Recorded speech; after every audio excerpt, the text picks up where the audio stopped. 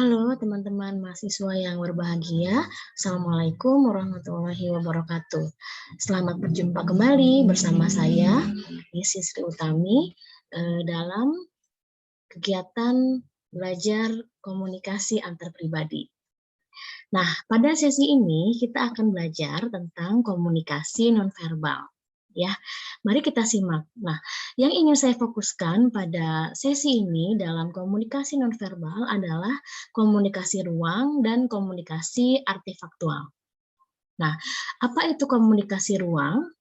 Dalam komunikasi nonverbal, komunikasi ruang ini sering diidentikan dengan tempat atau wilayah yang digunakan untuk berkomunikasi. Ya, yang kedua, komunikasi ruang juga dapat dilihat dari jarak yang dikelola ketika berkomunikasi. Nah, kemudian Edward T. Hall menyebut bahwa komunikasi ruang ini kemudian disebut sebagai proxemics. Nah, ini yang disebut dengan komunikasi ruang, tempat, atau wilayah. Anda melihat sebuah ruangan dengan adanya meja, kursi, kemudian ada papan tulis, begitu ya. Nah, ini adalah sebuah ruang kelas. Ya, nah, di dalam ruang kelas ini tentu ada penempatan bangku, begitu ya, meja di tempat yang sudah diatur, gitu ya, di mana meja guru, di mana meja siswa. Ya, nah di sini terdapat komunikasi nonverbal. Artinya ketika siswa duduk di meja guru, nah maka itu kemudian menjadi sebuah kejadian yang tidak etis atau yang tidak dapat dibenarkan. Artinya siswa tetaplah duduk di bangku siswa, kemudian guru akan duduk di tempat yang sudah disediakan. Ya, begitupun papan tulis. Papan tulis selalu ada di depan siswa, meskipun ada di belakang guru. Nah, ini adalah sebuah tempat yang sudah diatur sedemikian rupa, yang kemudian bermakna sebagai komunikasi nonverbal. Nah, menurut De Vito, ya melihat tadi ada sebuah ruangan kelas, nah terdapat pelanggaran nih terhadap wilayah atau ruang dalam komunikasi nonverbal. Nah, ini dikategorikan menjadi 3. Yang pertama ada yang disebut dengan penodaan atau violation, yaitu menggunakan wilayah tanpa izin. Tadi misalnya ketika bangku guru kemudian diduduki oleh siswa. Ya, nah yang kedua invasi atau invention, yaitu memasuki ruang sehingga mengubah makna ruang tersebut.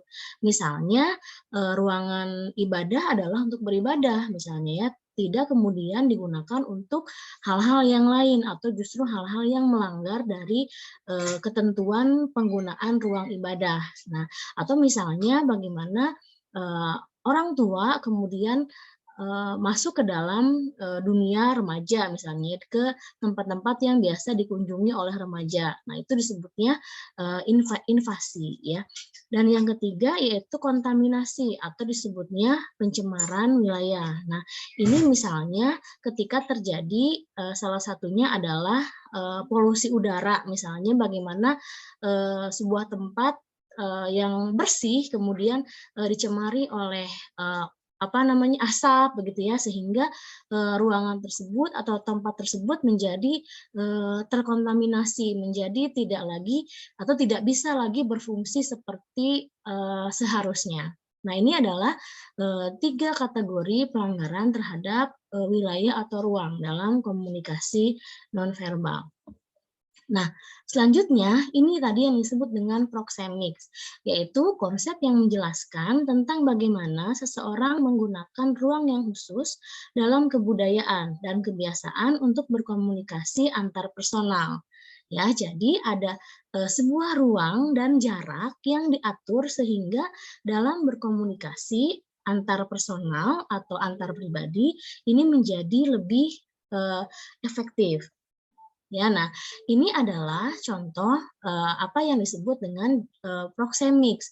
Ada 4 zona proxemics menurut Edward T. Hall yang diatur untuk berkomunikasi sehingga lebih efektif.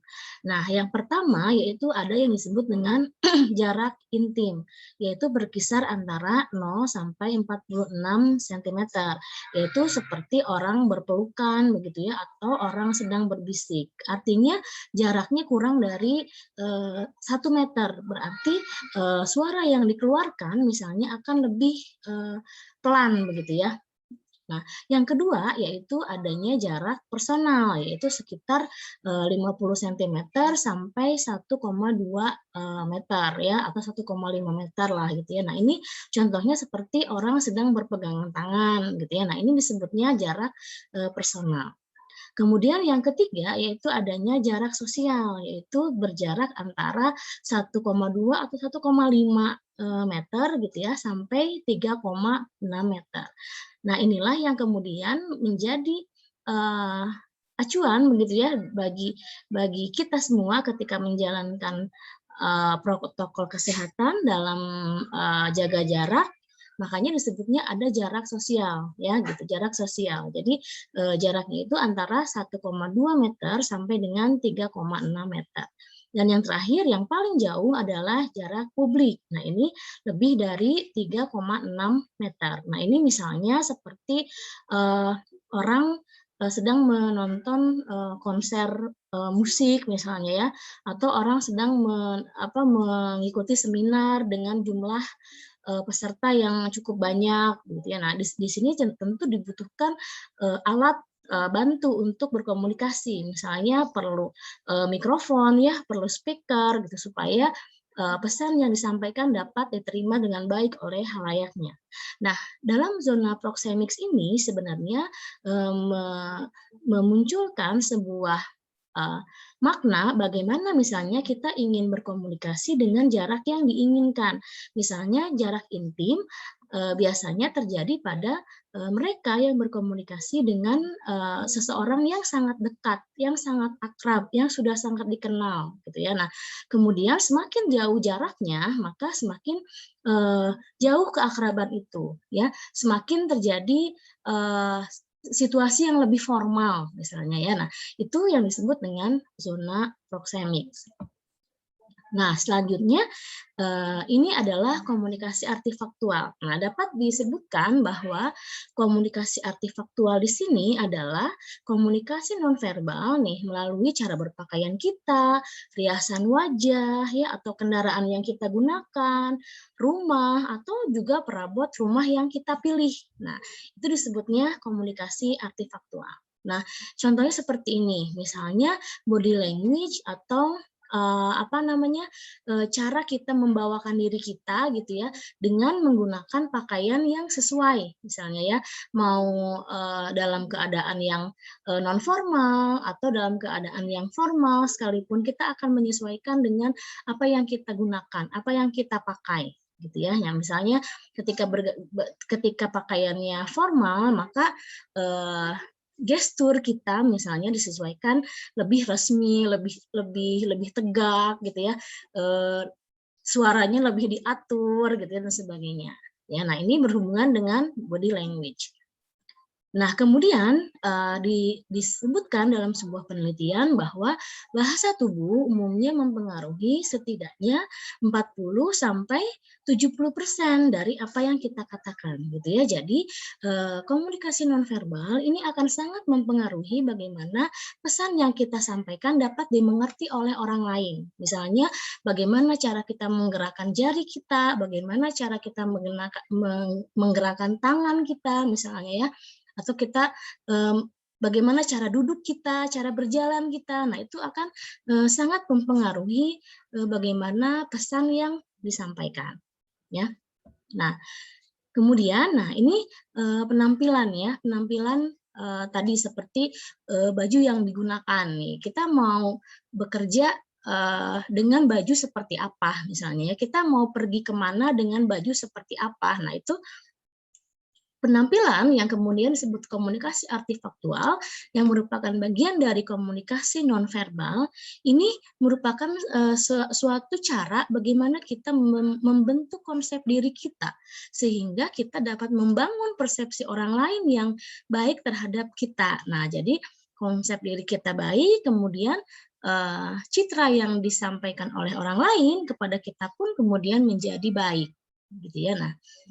Dan yang terakhir, nah ini biasanya sering kita temui di dalam pekerjaan, misalnya ya, Anda di kantor biasanya menggunakan dress code atau baju yang digunakan seragam bersama-sama dalam setiap harinya, misalnya hari Senin menggunakan pakaian putih hitam misalnya ya, hari Selasa menggunakan pakaian batik misalnya ya, hari Rabu menggunakan pakaian daerah dan sebagainya. Nah, ini adalah cara kita bagaimana menggunakan komunikasi artifaktual dalam kegiatan kita sehari-hari, termasuk dalam kegiatan di ruang profesional di kantor gitu ya, maupun di kegiatan sehari-hari ya, kegiatan non formal.